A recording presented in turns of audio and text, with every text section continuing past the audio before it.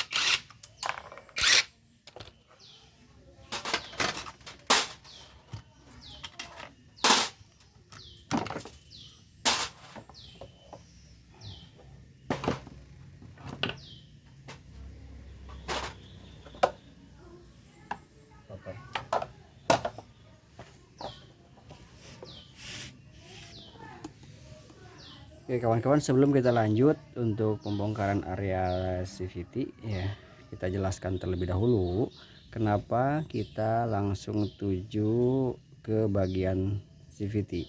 Oke ya, kita jelaskan terlebih dahulu kenapa ya, karena memang kondisi tadi setelah kita uji coba di tanjakan ya, terkesannya itu memang pibel yang ada slip, seperti yang ada campuran lubrikan yang masuk ke bagian area transmisi CVT. Nah, itu alasan utama kenapa kami langsung ke pembongkaran bagian CVT ya. Dan sebelum kita bongkar teman-teman semuanya atau bos-bosku semuanya, barangkali kejadian yang sama ya, motor menjerit, meraung tapi tidak jalan, tidak nanjak, tidak kuat nanjak.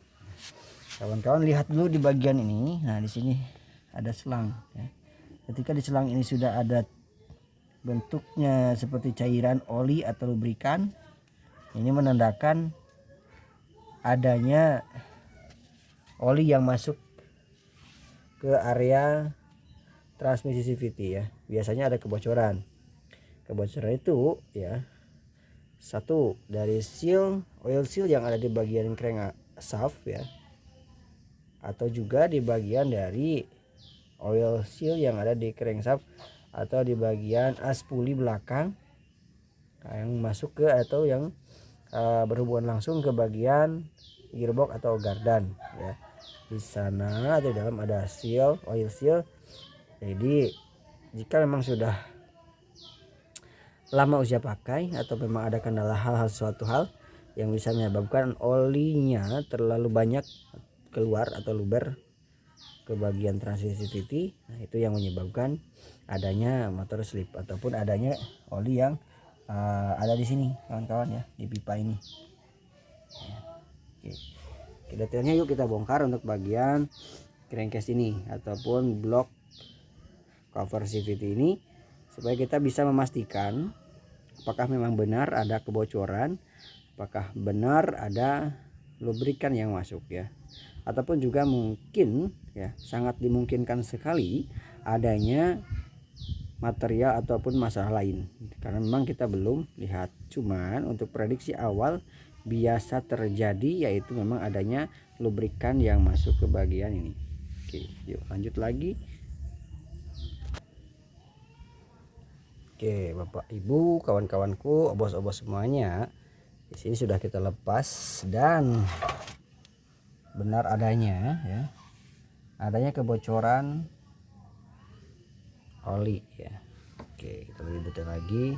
Nah, lubrikan berlebih sehingga memang ini volumenya banyak, oli yang masuk sepertinya ini dari oil seal yang ada di bagian crankshaft ya, nih di sini di dalam, sehingga semuanya terkontaminasi, kena cipratan atau kena luberan oli di sini ya kawan-kawan ya.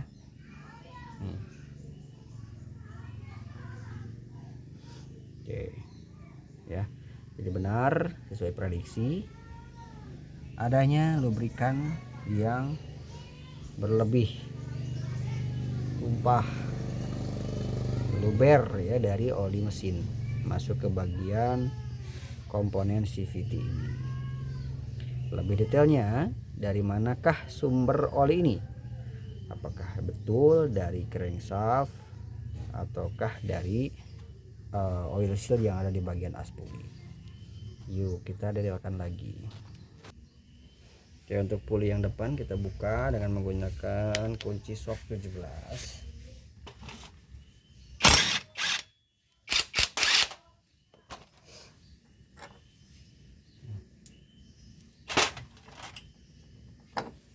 Nah, ini kawan-kawan ya. Nah, ini oli atau lubrikan pelumasan harusnya tidak ada, bos-bosku ya. Harusnya tidak ada oli di sini. Inilah yang menyebabkan motor ini tidak kuat nanjak ya, slip, meraung, menjerit.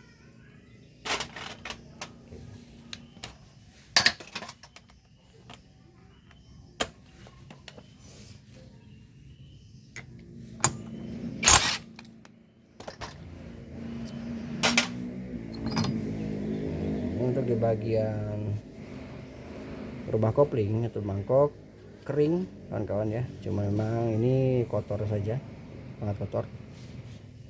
Kita lepas untuk komponen sekunder. Nah, di sini juga oli sangat banyak sekali. Oke, ini yang menyebabkan motor ini slip. Oke, ini untuk bagian pibel kawan-kawan ya. Untuk bagian pibel ini sebetulnya masih sangat baik ya, sangat bagus. Ketika kita mau pasang lagi masih oke sebenarnya, tapi dengan catatan tidak ada lubrikan yang tertempel di ataupun sudah terkontaminasi lubrikan atau oli. Kenapa? Karena ini adalah bahannya serat benang dan karet ya, komposisinya seperti itu. Ketika sudah terkena lubrikan atau cairan berbentuknya pelumasan meresap ke komponen ini spibel, jika dipasang lagi ya, jika dipasang lagi ini dipastikan motor atau kendaraan ini masih tetap terjadi slip ketika menanjak dengan motor ini misalkan boncengan atau ada beban lebih dari maksimal. Kenapa? Karena oli yang sudah meresap ketika dijepit dengan puli yang primer baik yang sekunder, karena memang kerjanya itu dijepit ya, ini rembesan muncul karena tekanan atau pressure dari puli. Nah, sehingga terjadilah rembesan oli sehingga nempel lagi di bagian puli. Gesekannya pun daya cengkramnya hilang karena ini sudah semuanya terkena lubrikan ya. Jadi wajib sekali ini untuk diganti. Misalkan baru nih, wajib tetap harus diganti ketika memang sudah terendam oli seperti ini ya. Ini sudah terendam kawan-kawan atau bos-bosku semuanya. Ini tidak bisa dipakai jika memang mau maksimal, tapi masih bisa dipakai tapi tidak maksimal untuk hasilnya. Jika daerah kawan-kawan itu daerah tanjakan, banyak medan-medan yang berbentuknya tanjakan dan jalannya lumayan ekstrim, misalkan masih berbatu, nambah kita boncengan, dah pasti muncul lagi slipnya jika tidak diganti. Jadi ini harus diganti. Oke, selanjutnya kita periksa dulu untuk bagian oil seal yang ada di bagian belakang, di bagian as puli ini ya. Nah, ini aman sekali ya kawan-kawan, sangat aman, tidak ada rembesan oli di sini yang berlebihan. Karena memang sebagus apapun oil seal tetap ada, cuma memang rembesan oli ini terbatasi ya. Kalau tidak ada sama sekali ini sangat tidak mungkin, karena untuk oil seal ini bukan berarti menutup, fungsinya bukan berarti menutup si oli supaya tidak boleh keluar, cuman membatasi berapa jumlah oli yang dibutuhkan ya oleh putaran si bagian as ini. Oke, ini aman ya bagian belakang. Yuk lanjut lagi untuk yang bagian depan, bagian primer ya. Ini di tengah. Oke, kita lepas kawan-kawan. Nah, untuk bagian weight atau roller masih aman sekali ya. Untuk bagian ini masuk, nah ada lubrikan sedikit ya. Selanjutnya ini bagian camnya kita lepas kawan-kawan. Nah, ini ada di sini untuk lubrikan atau oli yang nempel ataupun juga kontaminasinya, dan kita bisa saksikan kawan-kawan. Nah, untuk seal ini, untuk bagian oil seal yang tadi kita prediksi dan kita diagnosa ataupun kita ponis ataupun kita masih bertanya-tanya karena belum dibuka, setelah kita buka, nah disinilah masalah utamanya. Yang bocor adalah bagian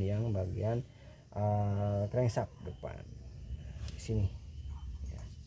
Olinya berlebih, sudah tidak bisa dibatasi lagi untuk oli yang tumpah ke bagian ini, yang seharusnya ini tidak boleh ada lubrikan berbentuknya over volume ya.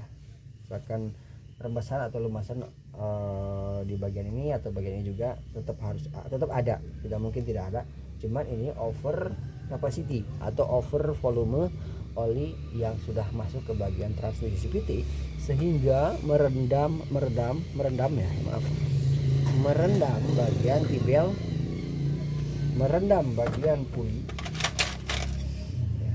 Tidak pun merendam, misalkan tidak terendam, itu ternak cipratan yang dihasilkan oleh putaran ataupun lajunya si pibel begitu kawan-kawan ya. Mungkin sampai sini bisa dipahami teman-teman ya. Jadi kenapa sampai tumpah seperti ini saya jelaskan lagi ya.